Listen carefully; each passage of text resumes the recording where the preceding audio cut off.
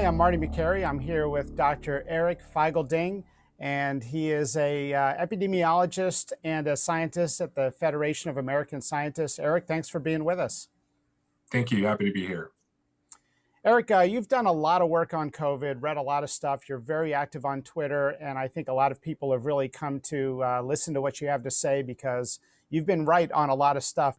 On the subject of schools and kids, Eric, you tweeted last week that kids ages 5 to 12 have the highest positive prevalence of any age group in England in February, despite the lockdowns. Can you expand a little bit more on the point you were trying to make there? Yeah, so this is an unusual pattern we've noticed that, so it was a study, it was a report from England that shows the positivity in February, round 9, as they call it. The positivity, the swab positivity was the highest in all their surveys in the age group of 5 to 12. And this was not true before the latest survey. So basically there was a divergence.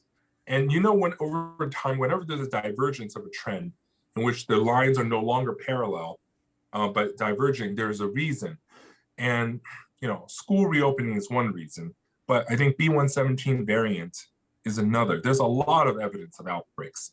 Israel has had an unusually huge surge of pediatric cases. Italy has also had an unusually large surge of pediatric cases, and this was even alerted by the Ministry of Health as well.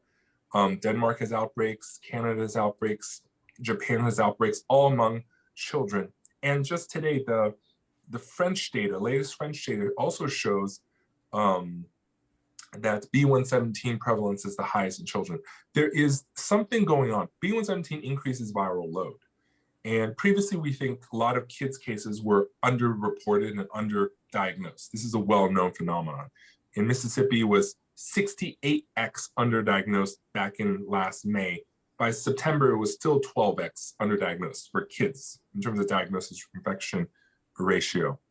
And now it seems with higher viral loads, we might be picking up more cases in kids because the signal is now a little bit stronger in kids that it might have some trend. And that's why I'm trying to point out that there is a lot of evidence that shows kids are maybe a higher relative risk than the previous strain it was. And a lot of the notions that kids are completely immune or virtually immune, as they used to say, some of the pro-herd natural infection herd immunity advocates used to say, is terribly dangerous. And kids need to mask. Kids need to be, schools need to be ventilated, and we cannot assume that simply going back to school, the kids will be safe, even if community transmission is dropping or low, and it's not dropping anymore. And is there a corresponding increase in hospitalizations among kids? Hospitalization, that data has not emerged yet because this new trend is very, very new. So we still have to see about that. There is some evidence in some places of greater hospital cases, but those are things that we're still watching out for. But it's clear that there is much more pediatric outbreaks and children's positivity and children's attack rates. There's also studies on attack rates that shows that compared to the old strain, the relative rise from old strain to B117, this relative risk rise is larger in children than the relative risk rise was in adults or older people over age 10. In looking at all the strains, which one is the most concerning to you, and which one do you think may be dominant in the fall if we could predict which one might be dominant in the fall? In other words, could it be that a strain yet to mutate could be the one dominant in the fall? Yeah, that's a very good question. And I can't, that's kind of like prognosticating the future. It's really hard to say. I admit when, certain things like 6 months down the road, in which we could not have even foreseen, or even 6 months ago, we've never even heard of any of these variants, and reinfection was not even accepted. I can't prognosticate certain things, but I will say the longer we let it spread, it will get worse. So B117 is about 40–60% more contagious, And the latest study from Denmark shows it's 64% more severe as an increased relative risk of hospitalizations by 1.64. But the problem also, of course, the South African strain also has reinfection risk. Now, the newest data from Brazil is worrisome. It's Brazil P1 strain is very similar to South Africa. It has the E4A4K EEC mutation. The reinfection risk, there are several groups have modeled it as well. But the latest two studies from two groups in Brazil, one found it is 2 times more transmissible than the common. The other group just today found it is 2.5% more transmissible. And again, the B117 from UK is only 40 to 60% more transmissible. So a relative transmission of 2 to 2.5 versus a 1.5, relative ratio, that is an enormous increase. And Brazil is having, Manas was at like 70, 80% seroprevalence in one study published in Science last fall. And now clearly Manas had a resurgence, and now all of Brazil is Manas. And that is incredibly scary. That's a quote from a Brazilian journalist. I think in certain ways, the P1 variant, if it's true that it's 2 to 2.5 times more contagious than the old common strains, that could actually spell the beginning of a new pandemic if we let it proliferate. And the key is, virus can't mutate if it can't replicate. And pushing for zero COVID, not globally as simultaneously, but zero in each community, and then protecting that zero bubble is such an important thing, because vaccine rollout is so slow. At our current rate of vaccine rollout, the world will be 75% vaccinated in 4.5 years, because the rate of rollout in some countries is just abysmal. Yes, it will uptake, but even if we cut that by half, 2 years from now for the world to reach 75% vaccinated, it is a long, long time. And that is a painfully risky proposition for us to allow it to spread unchecked until then. Do we have good data on reinfection rates with the P1 strain or the South African strain? So South African strain, there is some studies from the South African CDC that says among those who were previously infected last summer and spring, and using their blood versus the pseudovirus, 50% of the peoples who were previously seropositive had no neutralization, appreciable neutralization against the new pseudovirus of the South African strain, B1351. That is a lot, and 90% had reduced neutralization. So that is Brazil's strain. And then in other words, they make fewer antibodies, just to clarify. No, it's just that in other words, the antibodies that was made from the original infection, so antibodies against the original virus, did not neutralize the B1351 South Africa variant's pseudovirus in 50% of the people, in 48% of the people. That is quite a large number.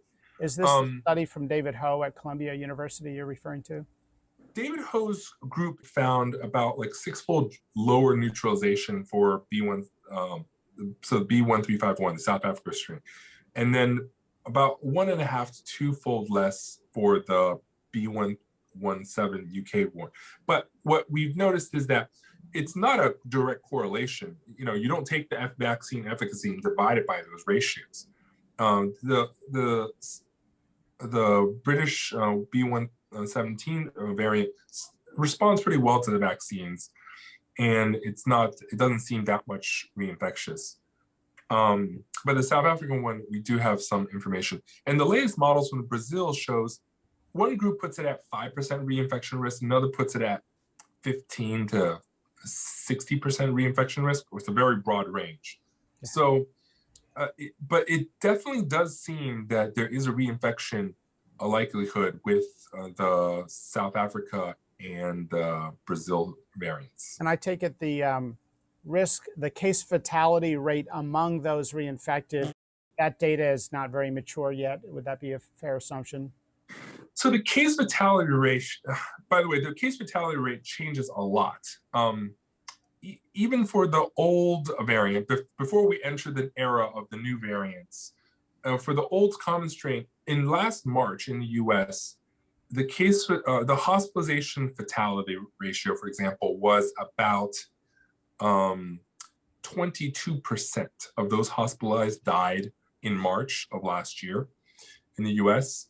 Meanwhile, by August, the percentage of hospitalization in cases who died was 6.5%, which is a threefold improvement over the intervening months, because I think we learned how to better treat it. And also, of course, the hospitalization mortality depends on how overloaded hospitals are. Once they're over a certain limit, the mortality increases. So this case CFR really changes, and also CFR is based on diagnosed, and what was diagnosed last spring is very different. So for the fatality numbers, it's really hard to figure out. And this is why it's kind of comparing apples and oranges in that sense, because so much has changed. Let me ask you this question then. Based on all of your observations and your own gut feeling, what do you think the case fatality rate is, or better yet, the infection fatality rate is today in the United States? And do you think that is lower among those reinfected? So I would certainly say that the chance of mortality will definitely be lower if you have a previous survived the previous COVID infection. That is definitely true. How much lower? That's the main question of, how are these variants different? And for the infection fatality ratio, as we know, about among total infected, which not every infected is diagnosed, obviously it changes a lot by age. Overall, WHO puts it at 0.6%, but in certain ways, many places in terms of population fatality rates, they're approaching that in some places, which implies that in some places they must have had like 100% or near 100% infection, and yet cases seem to be still going up again. So I think it's too early to know for sure, but I believe that with reinfection it changes the math a lot, and I want to point out in the Novavax placebo trial. So it was so Novavax did their trials worldwide in the UK, the US, as well as South Africa. So if you look at the South Africa, among those who were seropositive for the previous coronavirus strain, basically previously infected, having a previously infected antibodies, seropositive, had no protection against the South Africa variant.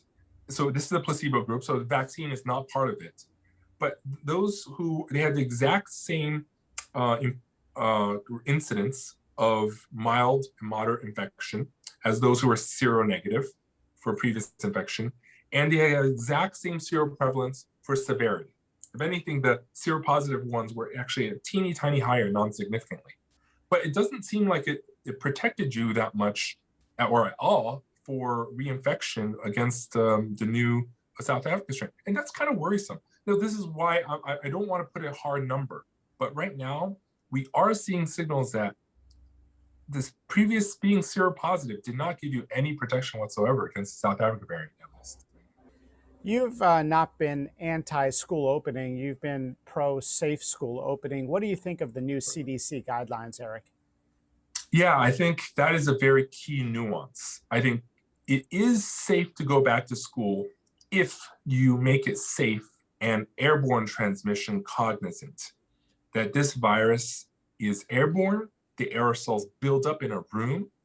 Masks are important. I think that's first blatant rule, baseline. Masks, you need a mask, kids, and there's lots of studies on that. Many studies, many population studies as well as contact tracing CDC reports that show children to children transmission and children to adult transmission and children to personal household transmission happens. But I think the key is that the new CDC guidance, the original CDC guidelines from the old From guidelines September, you're talking from about. 3 weeks ago, did not include enough ventilation. And they got CDC got a lot of feedback, how they did not emphasize ventilation. And so just last week, at the end of February, they released the new ventilation and airborne air quality guidance. And there, they emphasized, as I've been trying to emphasize, ventilation as well as air exchange. So ventilation plus air cleaning combined together for air exchange, right? Either you open a window, have sufficient HVAC airflow, but that number, that ventilation number is so low in most schools. You need an optimal air exchange of 5 to 6 per hour, optimally 6. But that is not achieved in most places. The average school classroom exchange, based on a lot of surveys, is about 2. That's the average. And many classrooms have an air exchange of just 0.5, and air exchange are per hour. And I'm glad the CDC came out with guidance on how to open windows, how to add this air cleaning guidance on improving air quality in classrooms. But they also acknowledge that for certain things like larger rooms, like cafeterias, auditoriums, gymnasiums, you may have to use large-scale UV disinfection of an upper room, as in you use the UV is installed in the ceiling, and it doesn't hurt anybody, but the air circulates up and down, and that can yield really, really good air cleaning levels of disinfection for large rooms.